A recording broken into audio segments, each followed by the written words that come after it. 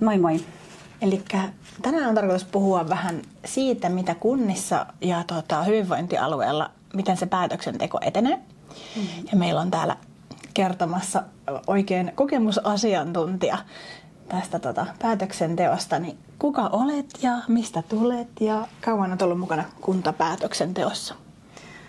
No, mä oon Säde-Tahvonainen ja Vantaalta kotoisin tätä nykyään. Aiemmin asuin Joensuussa ja Vantaalla on nyt vuodesta 2008 ollut kuntavaikuttajana ja ennen sitä toimin Joensuussa. Ensimmäisissä vaaleissa olin 92 vuonna siellä päässä.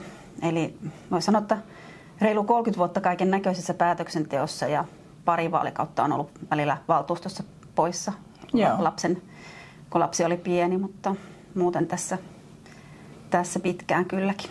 No niin. Ja sulla on myös historiaa kansanedustajatyöstä. Joo, mä olin 12 vuotta Pohjois-Karjalan vaalipiiristä myös kansanedustajana ja samaan aikaan kyllä olin myös kuntapäätöksentekijänä lähestulkoon juuri nuo kaikki vuodet, että sillä tavalla on pitkän linjan päätöksenteosta, että voi kysyä neuvoa, jos tulee ja soittaa minulle tai vastaan sähköpostiinkin, että rohkeasti vaan kaikki neuvoja kysymään aina senioreilta. Hyvä. No mites nyt kun olet tosiaan Vantaalla kunnanvaltuustossa, niin katsotaan toki asioita vähän siitä näkökulmasta, mutta varmasti myös kokemuksia sieltä Joensuusta ja muualtakin löytyy. Mutta lähdetään semmoista ihan yksinkertaisesta asioista liikkeelle, että miten valmistaudut valtuuston kokouksiin? No yleisen valtuuston kokouksen valmistautuminen alkaa sillä, että saa sen listan itselleen ja lukee sen läpi. Ja ryhmien toiminta on hyvin merkittävä osa valtuutetun työtä, eli ryhmät käsittelevät myöskin niitä valtuuston lista-asioita. Eli ryhmäkokouksissa tai sitten soitellaan toinen toisillemme ja mietitään, mikä olisi järkevä kanta asiaan.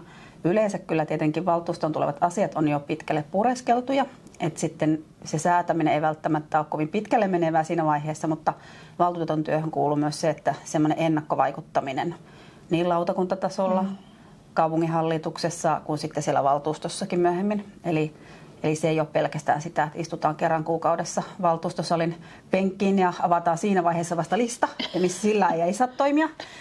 Siihen pitää ennakkoperehtyä. Eli sillä tavalla perehtymistä ja myös kollegoiden kanssa juttelemista ja kannattaa, niin kuin aikaisemminkin sanoin, niin kokeneemmilta kysyä neuvoa ja olla rohkea. Joo. Kuinka usein sitten ryhmät kokoontuu tai osaatko arvioida kauan sulla menee niiden papereiden tutustumiseen? No papereihin tutustumiseen se on varmaan yksilöllistä, miten paljon itse kullakin menee. Kyllä siihen helposti saa 3-5 tuntia käytettyä. Ja jos sä luet ihan kaikki kaavat A:sta Ö:hön, niin varmasti menee aikaa. Ja sen lisäksi tietysti mitä kaikkea listoilla onkaan, niin siinä laajuudessa kun haluat perehtyä ja hankkia myös muuta tietoa kuin pelkästään listalla oleva tieto, niin se on myös mahdollista. Eli siihen itsenäiseen työskentelyyn menee jonkun verran aikaa ja sitten näihin ryhmäkokouksiin, niin meillä on Vantaalla kerran kuukaudessa valtuuston kokous. Eli mä oon tällä hetkellä valtuuston puheenjohtajana Vantaalla ja meillä on sitten valtuusto kokoontuu siis aina kerran kuukaudessa varsinaiseen istuntoonsa ja sitten sitä ennen on sellainen niin sanottu valtuustoinfo. Se valtuustokokous on maanantaisin ja valtuustoinfo on torstaisin. Ja meidän ryhmä kokoontuu aina, sosiaalidemokraattinen ryhmä, torstaina ja sitten myös maanantaina ennen kokousta. Eli 2 kokousta myös sillä, että ne voi sitten olla sillä illalla, kun tämän infon jälkeen aletaan kello 19 ryhmäkokous. Saattaa olla 9 tai joskus 9:30, kun päättyy se kokous.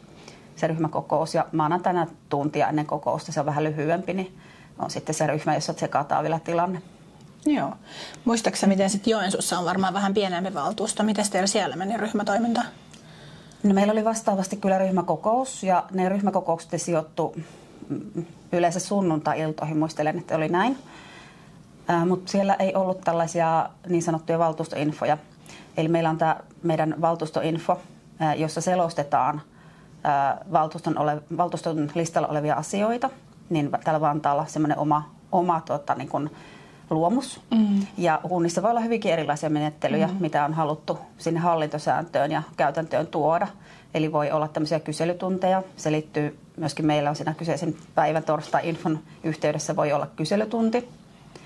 ja missä silloin myöskin pääsevät valtuutetut tiedustelemaan asioista ja hankkimaan sitä lisätietoa. Mutta siellä Joensuussa ei ollut tämän tyyppistä kyselytunti tai ihan säännöllistä, että oli toisen tyyppisesti järjestetty. Joo. Sitten on varmaan myöskin koulutuksia ihan valtuutetuille siihen työhön tai sitten varsin jotain seminaareja, missä pystyy sitten. Kyllä. Seminaareja on meillä tänä keväänäkin tulossa muun muassa tuossa maaliskuussa valtuuston talousarvioseminaari ja sitä seuraava todennäköisesti on toukokuussa ja syksyllä on aina myöskin Vantaalla ollut elosyyskuulla semmoinen 3. seminaari. Ne on 1-2 päivän mittaisia, että sitten käytetään vähän työaikaa ja siitä työajasta toki saadaan sitten kustannusten korvaus, että menetetty työaika, kun palkka vähenee, niin se sitten korvataan, että ei sitä ihan omalla ohjalla ne tarvitse sitten päivässä aikaa tehdä. Mutta ainakin pääsee perehtymään asioihin, jos ei muuta.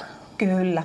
Ja niissä seminaarissa pääsee verkostoitumaan ja yleensä meillä esimerkiksi pyritään siihen, että ne on toiminnallisia. Ne seminaarit, joissa päästään sitten tämmöiseen työpajatyyppiseen työskentelyyn, että siellä päästään vaikuttamaan. Ja asiathan ne etenee pikkuhiljaa, että aina menee niin salamanopeasti eteenpäin, mutta se sitä mielipidemuokkausta myös ryhmien jäsenillä on intressi viedä asioita eteenpäin ja luoda semmoisia luottamuksellisia suhteita ja päästä sitä kautta vaikuttamaan. Joo. Miten sitten, jos miettii hyvinvointialueita, jotka on käynnistynyt nyt vajaa 3 vuotta sitten, niin onko sinne tullut tämmöinen samanlainen kulttuuri just ryhmätoiminnan suhteen tai nimenomaan siitä, että miten se valtuusto toimii vai eroaako se jollain tavalla? No hyvinvointialueella voi olla hyvin erilaisia malleja. On tosi isoja hyvinvointialueita, kuten esimerkiksi Varsinais-Suomi. Katsoin tuossa ennakkoa, että siellä on 27 kuntaa. Mä luulen, että siellä on ihan omanlainen malli. Että siellä on pakko tehdä sellainen malli, joka niin kuin soveltuu sellaisen ison, todella laajan kuntajoukon niin kuin alueen hallintaan. Ja tuskipa siellä täysin Turun mallia tai jotain täysin yhden kunnan mallia välttämättä. Tai voi ollakin, en ole ihan varma, mutta luulisin, että mallit voi olla, että ne on vähän sovellettuja. Mutta meillä Vantaan ja Keravan hyvinvointialueella meillä on vain 2 kuntaa siellä. Niin meillä on aika pitkälle nämä Vantaan mallit tulleet siihen. Eli siellä on samantyyppiset menettelyt, että on valtuuston kokous ja on nämä ryhmäkokoukset samalla tavalla. Sitten sielläkin on tämmöinen info ja seminaarit, että voisi sanoa, että aika kopio. Joo, mutta se voi olla varmasti tosi uutta ja vielä hakee muotoaankin jossain. Että kyllä. Jännittävää nähdä. Mites ehkä toi ryhmän toiminta vielä, onko jotain semmoista erityistä, mitä haluaisit siihen vielä lisätä? No ryhmän toiminta on niin kuin suunnattoman tärkeää, varsinkin tämmöiselle isolle puolueelle, että pystytään yhdessä muodostamaan niitä kantoja. Aina se oma näkemys ei mene ihan exactly eteenpäin ja voi kismittää ja välillä sitä hammasta purraan, että no joo, ei tässä mennyt ihan sillä lailla kuin mä halusin. Mutta pitkässä juoksussa se on hyödyllistä se yhteistyön tekeminen ja sitä kautta, kun yhdessä viedään ja muodostetaan näkemyksiä, niin saadaan aidosti vaikutusvaltaa. Et me pystytään Vantaalla vaikuttamaan sosiaalidemokraattisen ryhmän kautta erittäin tehokkaasti ja ohjaamaan kunnan kehitystä. Et se ryhmä kuitenkin tukee yksittäisen valtuutetun työtä aika paljon.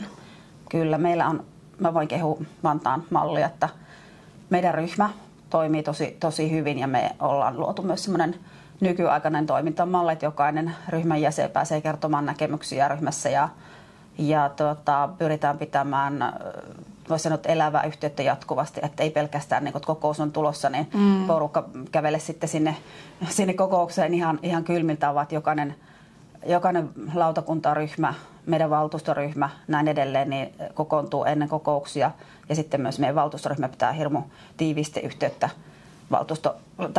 lautakuntaryhmien ja kaupunginhallitusryhmän kanssa ja näin edelleen, että se tieto kulkee. Ja sillä tavalla, kun se yhteistyö toimii, niin se vaikuttaminen ja ennakoiva vaikuttaminen, mikä on hirmu tärkeää päätöksenteossa, niin toimii.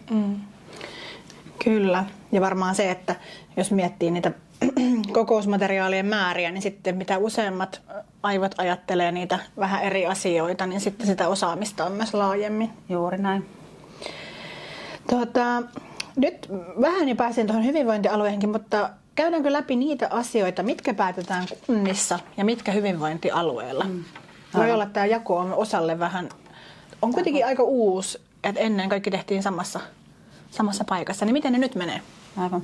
No karkeasti sanoisin näin, että ennen tätä hyvinvointialueuudistusta niin kunta päätti lähestulkoon kaikista asioista siellä, mitä nyt niin kuin kunnan asukasta koskettaa.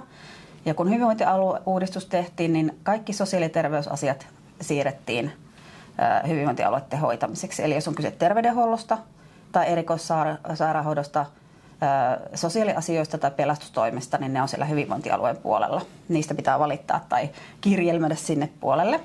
Ja sitten taas kuntapuolelle jäi toki kaikki muut tehtäväkokonaisuudet.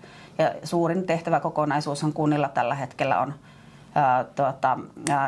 sivistyspalvelut, jossa on niin kuin meidän perusopetus, toisen asteen opetus ja puhutaanko vapaa sivistystyö ja varhaiskasvatus. Niin tämä puoli ja toinen voi sanoa, että isompi, joka tuli tämän vuoden alusta, tietääkö kukaan, mikä tuli uudistuksen seurauksena kuntien tehtäväksi, uudeksi tehtäväksi. Työllisyysasiat. Työllisyys- ja elinvoima-asiat on siellä myöskin, mutta työllisyysasiat nimenomaan. Ja se on, voi sanoa, että ne kaksi on suurimmat tällä hetkellä. Ja toivotaan, että työllisyysasiat ja työ- ja elinvoima-uudistus niin kun tuottaa hyvää tulosta. No sen lisäksi tietysti on sitten tämä kulttuuri, nuorisoliikunta, vapaa-ajan palvelut ja sitten nimesin tähän 2 tärkeää kysymystä, mitkä liittyy myös tähän elinvoima- ja elinkeinopuoleen, niin on maankäyttöön liittymisen ja maankäyttö- ja asumiseen liittyvät asiat ja sitten tämmöinen konsernipalvelut. Meillä Vantaalla se konsernipalvelutkin on aika iso, koska meillä on omistuksia erilaisissa yhtiöissä ja meillä on niin sanottuja in-house-yhtiöitä, jonka kautta myös tuotetaan palveluita. Esimerkiksi meidän ruoka, puhtaanapito ja kiinteistöpalvelut tuotetaan sen in-house-yhtiön kautta. Niin tavallaan se muodostaa yhden kokonaisuuden myöskin, että pienemmissä kunnissa ne voi olla pienempiä mittakaavalta, vaan suoraan kaupunginhallituksen alaisuudessakin. Hallinnollisestikin nämä niin määrittelee sitä, että miten hallinto kannattaa ja johtaminen sitten järjestellä kunnissa. Joo. Olisiko sinulla jotain käytännön esimerkkejä vaikka siitä, mitä vaikka kulttuuripalveluita kunta tuottaa? No tässäkin on kyse sitten siitä, että minkä kokoinen kunta on, että pienemmissä maaseutukunnissa niin voi olla hyvinkin se semmoinen kesäteatteri, avustaminen tai kylätoiminnan, kulttuuriin tai vapaa-aikaan liittyvät asiat. Ja sitten mitä enemmän keskuskuntiin tai suurempiin kuntiin mennä, niin nehän järjestää sitten teatteria. Sitten siellä on museotoiminta, eikö vaan? Ja puhutaan vaikka lasten kulttuuritoiminnasta. Näin edelleen, että se on se kulttuuripuoli. Ja tietenkin sitten liikunta ja urheilu ja nuorisopuoli on tietysti myös merkittävät. Tiedämme, että seurojahan avustetaan kuntien toimesta ja monet on varmaan niin kuin ehdokkaanakin olevista ihmistä toimijoina monenlaisissa järjestöissä, niin että kunnilla on myös siinä. Eli kunnilla on tämmöinen ennaltaehkäisevä hyvinvointityö myös velvollisuutena, että usein sitä tehdään sitten näiden toimien kautta, plus sitten yhteistyö hyvinvointialueen kanssa on siihen liitetty. Joo. Aika hyvä aasinsilta tähän yhteistyöhön. Miten se yhteistyö on lähtenyt käyntiin? Osaatko arvioida? Ehkä valtakunnallisesti vaikea arvioida, mutta noin käytännön tasolla, mikä se on se yhteistyön taso sitten kunnan ja hyvinvointialueen välillä? No meillä Vantaalla ja Vantaa ja Kerava ja VAKE, eli Vantaa ja Kerava hyvinvointialue, niin me tehdään yhteistyötä sekä päätöksenteon tasolla että sitten myöskin virkatasolla. Ja kyllä siihen alkuun pieniä kitkoja ja ongelmia on niin kuin liittynyt, että osapuolet ei ole ehkä osannut niin hyvin kaikkia asioita aina ennakoida tai mennä heti yhteisiin pöytiin ihan niin sujuvasti. Mutta mun mielestä tässä parissa vuodessa tämä on jo aika paljon parantunut. Päätöksenteon tasolla me tavataan, mä oon itse tuolla kaupunginhallituksen pöydässä istunut ja nyt kun valtuustopuheenjohtajan yhtä lailla siellä päätöksentekojen pöydässä ollut, niin meillä on kaupunginhallitusten välisiä ja hyvinvointialueen hallituksen välisiä yhteistapaamisia säännöllisesti pari kertaa vuodessa, yhteisseminaareja valtuustolle ja sitten virkataso tietenkin palvelukokonaisuuksia niin kuin katsellen, niin tekee sitten sitä yhteistyötä. Esimerkiksi kouluterveydenhuolto on semmoinen tärkeä juttu, että Sen osalta meidän sivistystoimi ja sitten hyvinvointialueelta tietenkin sitten vastaavat viranomaiset on joutuneet nytkin aika paljon sitä keskustelua käymään, että miten niitä järjestellään. Nyt ne on 2 eri organisaatiossa, siellä on vähän tulee aina vielä rajaveto-ongelmia. Joo, eri työnantaja, niin se voi olla vaikuttaa siihen päivittäiseen työhön. Joo. No miten sitten se päätöksentekoprosessi etenee, varsinkin vaikka kunnassa, ihan sieltä virkahenkilöstöstä sitten valtuuston päätöksiin? Joo. Suomessa on tämmöinen esittelijävetoinen ja aikalla virkahenkilövetoinen päätöksentekojärjestelmä, eli asiat päätetään esittelystä. Et vaikka me poliitikot välillä haluttaisiin ihan hirveästi villiintyä ja tehdä vaikka minkälaisia aloitteita, päätöksiä viedä eteenpäin, niin se ei mene ihan niin nopeasti ja ihan sillä tavalla kuin aina ehkä haluttaisiin soitelleen sotaan lähteä, vaan on noudatettava kuntalakia ja hallintolakia ja siihen perehdytetään sitä aina uudet valtuutetut ja muut päättäjät, että miten näitä asioita eteenpäin viedään kussakin kunnassa. Mutta lähtökohtaisesti se lähtee aina siis siitä, että virkahenkilöt, eli virkamiehet, niin käytämättä virkahenkilö-nimikettä tätä nykyään, niin virkahenkilöt lähtevät valmistelemaan asiaa. Ja se aloite yleensä tulee monella tapaa joko valitsevasta yhteiskunnasta, asukkailta tai poliittiseltakin puolelta, lainsäädännöstä, miksi joku asia valmistellaan meille.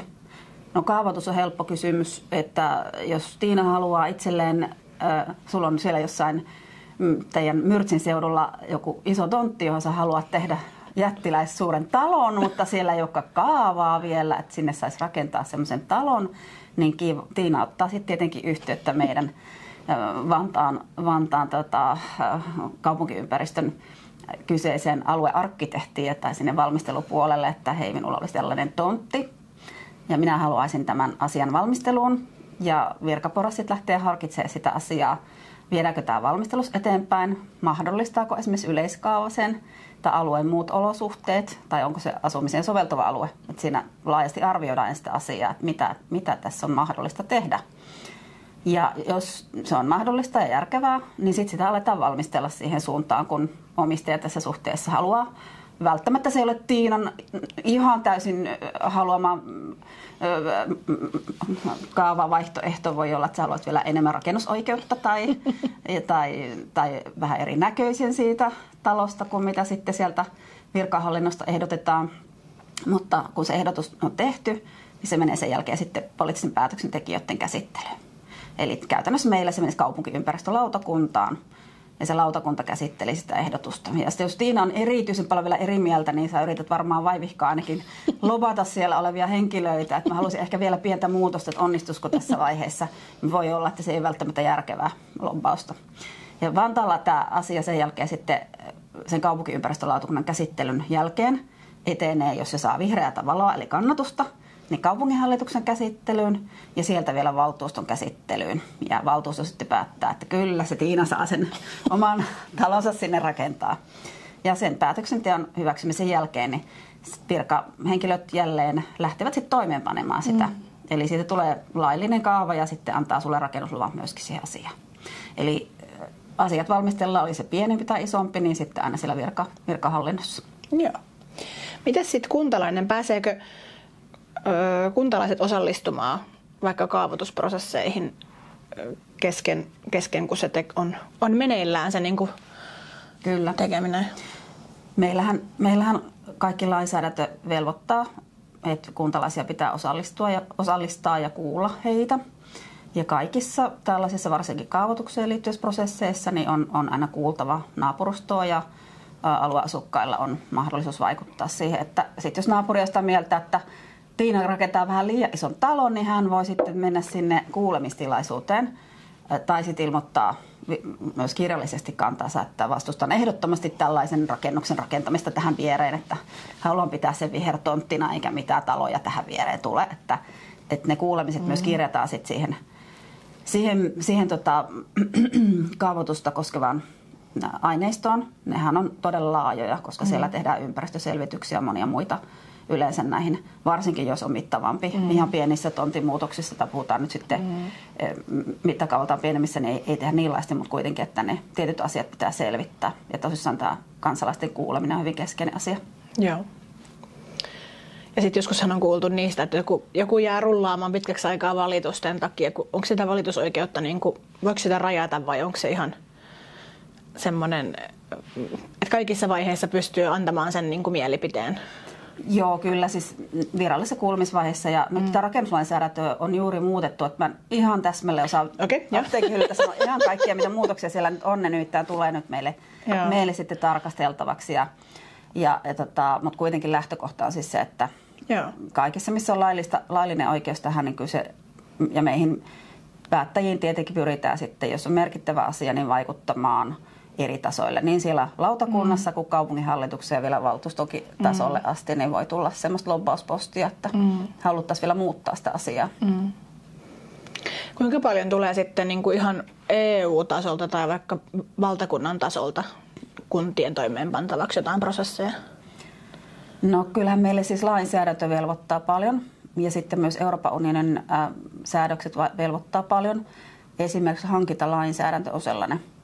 Eli kunnat eivät voi hankkia ihan mielivaltaisesti ostaa tuolta markkinoilta virkamiehen tahdon mukaisesti esimerkiksi niin kuin tarvikkeita tai tehdä suurempia, merkittävämpiä muita investointeja. Että niissä täytyy tehdä tämmöinen kilpailutusprosessi. Ja kunnat määrittelevät itse näiden hankintojen alarajat. EUlla ne on aika korkeat. Puhutaan niin kuin tuosta useista 100 000 alarajana. Mutta meillä esimerkiksi Vantaalla on ollut 60 000 euroa pienen hankintojen raja ja sitten jossain vaiheessa laskettiin jopa 20 000 euroon. Eli käytännössä niin kun se on mahdollista määritellä ja katsoa sitäkin kriteeristöä, mutta silti niin kun pitää lainsäädännön suuntaviiveen mukaan mennä, että siitä ei voi lipsua, ei viranhaltija eikä myöskään poliittinen päätöksentekijä. Et sen verran haluaisin tässä sanoa ja todetakin, että kun tulet valituksi kuntapäättäjäksi, niin sinua sitoo myöskin samat lait ja säädökset. Ei voi tehdä laittomia päätöksiä ja valtuusto tai kaupunginhallitus voi joutua siitä myöskin vastuuseen. Meillähän on Kittilästä esimerkkejä siitä, että jopa koko valtuusto on saanut tuomion. Joo. Kyllä. Sitten noista lautakunnista. Eri kaupungeissa on vähän eri nimisiä lautakuntia, mutta kuitenkin ne kaikki pitää toimia näiden tiettyjen, niin kuin, että jos on nimenomaan sivistystoimia, kulttuuri ja liikunta ja näin, niin nimet saattaa vaihtua, mutta kuitenkin lautakunnissa varmaan on aika paljon myös niitä vaikuttamisen paikkoja. Miten kuvaisit sitä lautakuntatyöskentelyä, että kuinka merkittävää se on? No lautakuntatyöskentely on tosi tärkeä osa-alue. Esimerkiksi meillä Vantaalla, niin mä sanon, että opetus- ja kasvatusta koskevat asiat on pääsääntöisesti vain lautakuntatasolla.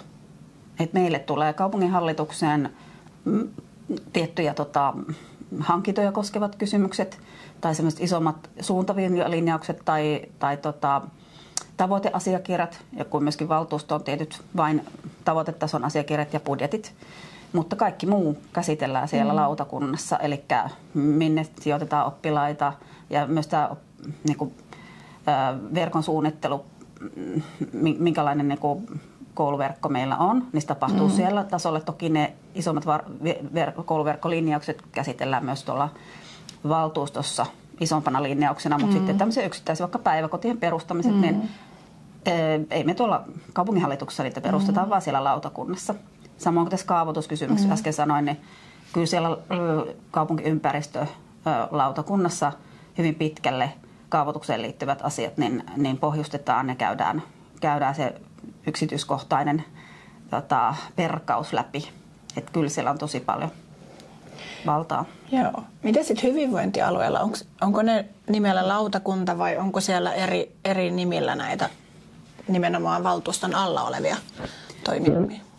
Joo, se on myöskin hyvin aluekohtainen kysymys, että miten paljon siellä on erilaisia lautakuntia ja toimielimiä. Et meillä Vantaan ja Keravan alueella siellä on jaostoja tai siellä on muutama lautakunta, mutta siis ei sillä tavalla kovin niin kuin laajaa tämmöistä samanlaista mallia kuin on kuntapuolella. Joo. Ja sehän on toki useimmiten käy sitten niin, että jos on ehdolla ja käykin näitä, ei tule vaikka välttämättä valituksi, mutta kuitenkin lautakuntapaikkoja usein enemmän kuin sitten taas niitä valtuutetun paikkoja, niin sieltä voi sitten sitä kauttakin vaikuttaa aika paljon. Kyllä. Ja siihen voi sitoutua siihen työskentelyyn. Kyllä. Ja kunnissa on myös muita vaikuttamiselimiä. Meillä on täällä ollut perinteisesti tämmöisiä alueellisia toimielimiä. Toki nyt on vähän toisessa muodossa ollut tämän vaalikauden. Eli oman alueen asioihin on voitu vaikuttaa. Sitten on näiden yritysten hallituspaikkoja. Sitten meillä on tyyli Heurekan hallitus ja hallintoneuvosto ja erityyppisiä niin kuin luottamustehtäviä, joissa on tärkeää myös olla sitten edustajia ja erilaisia näkemyksiä. Et siihen pyritään sitten myös etsimään tietenkin ihmisiä, jotka niin kuin ehkä saattaa jopa olla sen substanssialla asiantuntijoita, että pystyvät sitten sillä tavalla myös asiantuntijuuttaan hyödyntämään niissä tehtävissä. Ihan totta. Ja nyt on mielenkiintoista, kun tuli nämä työllisyysasiat myös, niin siellä on kyllä sitten varmasti meidän sosiaalidemokraattisilla päättäjillä annettavaa myös. Että Kyllä se on, ja meillä Vantaallakin tehtiin tosi iso hallinnon uudistus nyt tässä. Et kun tulin valtuuston puheenjohtajaksi, niin kopautin uuden kaupunginjohtajan olalle, että nyt me varmaan tehdään samalla tämmöinen isompikin skannaus meidän tähän johtamisjärjestelmään, että meillä olisi hallinnon puolella, mutta myöskin sitten tästä strategisen johtamisen puolella, että kaupunkien tehtävä ja kuntien tehtävä tämmöinen kuntastrategia 4 vuodeksi, niin sen uudistaminen on tässä myöskin toteutettu. Mutta erityisesti tämä työllisyyspuoli, niin meillä sijoitettiin työllisyys- ja elinvoima-asiat niin kuin kaupungin hallituksen alaiselle jaostolle. Meillä tuli semmoinen, meillä on konsernijaosto, niin sitten meillä on työllisyys- ja elinvoimajaosto. Ja siitä tulee semmoinen aika superjaosto ihan varmasti. Keskittyy aika paljon huomioon ja intohimoja nyt tulevana keväänä ja myöskin seuraavalla vaalikaudella. Joo. Sitten onkin tämmöinen hyvä tehtävä, että tutustu oman kuntasi tai sen, oliko ne nyt jotain, oliko se järjestämisalue, joissainhan on sitten yhdisteltynä näitä, että on monen kunnan kanssa yhteistyössä, niin käy tutustumassa nyt, että miten ne teidän työllisyys- ja elinvoimapalvelut on järjestetty. No sitten vielä voitaisiin noista ihan poliittisista ryhmistä vielä vähän palata siihen, että minkälaista yhteistyötä eri poliittiset ryhmät tekee? Onko se samanlaista menoa kuin eduskunnassa vai onko mukavampaa työskennellä kunta- ja hyvinvointialuetasolla? Mä kyllä tykkäsin eduskunnassakin, että kyllähän siellä niinku ryhmien välinen yhteistyö toimi sillä tavalla, että pystyttiin vuoropuhelua käymään ja kahvipöydässä keskusteltiin ja näin edelleen, että salissa siellä taisteltiin poliittisella tasolla. Toki vähän ilmapiiri on muuttunut valitettavasti, mutta noin lähtökohtaisesti siellä toimii kohtuu hyvin käsittääkseni edelleen se ryhmien välinen yhteistoiminta. Sitten kuntatasolla, niin kuntatasolla ei ole ihan samanlaista hallitus-oppositio-asetelmaa. Että se ei luo ihan niin kovaa ehkä jännitettä ja painetta eri puolueiden välillä kuin hallitustasolla. Ja kuntatasolla meillä Vantaallakin on aika tämmöinen perhemäinen tämä ajattelu, että ei nyt haluta ihan mennä sohimaan ja olla niin kuin huonoissa väleissäkään, vaan että etsitään sellaisia ratkaisuja, jotka olisi parhaita alueen asukkaille ja jolla myöskin pystytään tietysti löytämään sitä steppisen oman asian edistämiseen, että siellä on tietysti kolikolla aina kaksi puolta. Et meillä ryhmät käyvät aina ennen kokouksia yhteisiä keskusteluja ja neuvotteluja asioista ja myöskin siellä välillä, että on hyvin erilaisia asioita, mihin joudutaan reagoimaan ja välillä ne virkahenkilötkin tekee päätöksiä tai he on niin hoitaneet asioita ehkä joskus ei ihan niin kuin pitää, niin sitten niihin pitää puuttua myös poliittisen puolen ja niitä sitten käydään myös keskusteluja, että millä tavalla edettäisiin ja mitä tässä tehtäisiin tässä tilanteessa. Tällainen se menee.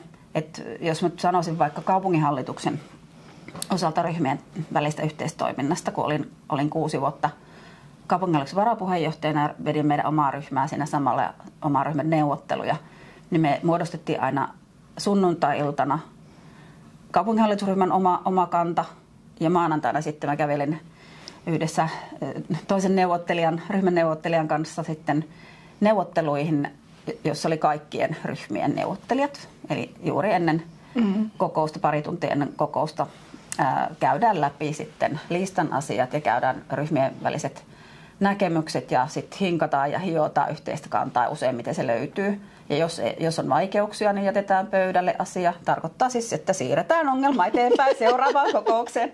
Selvitetään lisää ja neuvotellaan sinne välissä lisää. Tai hankitaan lisätietoa sen pohjalta. Et se on silleen tärkeä kyllä se ryhmien välinen keskustelu ja neuvottelu. Ja ennen valtuustoa periaatteessa käydään vähän samantyyppisesti, mutta ei niin laajaa enää siinä kohtaa. Muistatko, miten Joensuussa meni? Vähän pienemmän kuin nämä esimerkki. Nyt mä en kyllä ihan oikeasti osaa sanoa siitä, koska mä olin silloin vaan niin kuin rivivaltuutettu. Eli mä en ottanut ja halunnut silloin niin kuin sellaisia keskeisiä johtamistehtäviä Joensuun päässä, koska olin vasta valittu nuori kansanedustaja ja joudun olemaan ison osan viikosta täällä Etelä-Suomessa tai pääsin olemaan Helsingissä.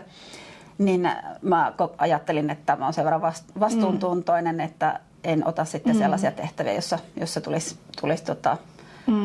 ajankäytöllisiä ongelmia ehkä hoitaa sitä niin hyvin. Niin. Mutta vastaavan tyyppisesti se varmasti silloin etin. Et en osannut tämän. Ja nyt on aikaa mennyt aika paljon. Siinä on 30 vuotta melkein aikaa, kun mä oon ihan täsmälleen niin kuin sitä aloitellut siellä päässä. Niin että onko menettelyt muuttuneet. Mutta hyvä esimerkki myös se, että on myös erilaisia rooleja toimia valtuutettuna. Että joko sitten on siellä haluaa lähteä neuvottelemaan ja olla siellä ryhmän puheenjohtaja, varapuheenjohtaja tai sitten nimenomaan rivivaltuutettuja ja toimii sitten vaikka lautakunnassa tosi vahvasti, niin näitä on niin kuin myös niitä vaihtoehtoja, että sinällään jokaiselle on varmasti oma paikkansa. Kyllä. Ja myös elämäntilanne on se, mikä vaikuttaa myös, missä tehtävissä kannattaa niin kuin olla, että sen on oppinut pitkään politiikassa olleena, että mitään ei voi ennakoida ja ennustaa välttämättä, että ne menee vähän virran mukana, mennään tietyssä mielessä. Sitten taas toisaalta, että vaikka se nyt välillä olisit poissa lapsen takia valtuustossa tai priorisoit jotain muuta, niin ei se ole elämän ja kuoleman kysymys. Että tehtäviä yleensä tulee sitten tunnollisille ja luottamusta hankkineille ihmisille. Niinpä. No mitäs sitten tämmöiset ihan niin kuin yksittäisen valtuutetun mahdollisuudet vaikuttaa? Osaatko kuvata, tai niin kuin miten näet, että mitä se yksittäinen valtuutettu voi sitten tehdä? No yksittäinen valtuutettu voi vaikuttaa paljonkin, jos pystyy niin kuin hankkimaan nopeasti luottamusta ja on semmoinen neuvottelutaitoinen ja kykyinen ihminen. Ja ensin mä näkisin se, että se ensisijaisesti kannattaa tehdä se oman ryhmän kautta. Että sä hankit siinä omassa ryhmässä ensin sitä luottamusta. Varsinkin noita ensimmäistä kahdesta, jos puhutaan 1-2 ensimmäistä vuotta valtuustossa, niin se on niinku se, ehkä se vähän niin kuin perheessäkin, että ensin hankitaan siinä perheessä se juttu ja testataan ajatukset ja muut ja sitten lähdetään. Jos on rohkeampi ja muuten elämänkokemusta, niin varmasti voi tehdä niin kuin parhaaksi näkee lähteä jo vaikka aloitteita tekemään ja saman tien, niin kuin, ja kannattakin toki tehdä, mutta saman tien jo sitten vahvastikin verkostoituu muidenkin puolueiden edustajien kanssa. Mutta toi on sellainen yksi hyvä ja turvallinen tapa ehkä aloittaa. Ja valtuutettuhan voi tehdä aloitteita, käyttää puheenvuoroja. Jos on hyvin karismaattinen, niin voi saada sillä puheillaan jo niin kuin mediassa tilaa ja muita vakuutettua. Ja pikkuhiljaa, kun sitä omaa viestiään toistaa, niin se alkaa vaikuttamaan. Ja no, valtuutettu sitten tietenkin, kun on muissakin tehtävissä kuin pelkästään valtuustotyössä, niin voi tietysti monella areenolla vaikuttaa. Ja valtuutettu voi myös vaikuttaa niin kuin epävirallisemmin ja ottaa niin kuin kantaa valmistelussa oleviin asioihin, lähettää virkamiehelle postia. Totta kai se ei saa olla painostamista, pitää tulla, voi kertoa näkemyksensä tai pyytää selontekoja ja selvityksiä asioihin. Ja sitä kautta myöskin niin kuin nostaa epäkohtia esille. Että monella tapaa voi vaikuttaa, kirjoittaa lehtiin ja näin edelleen. Joo.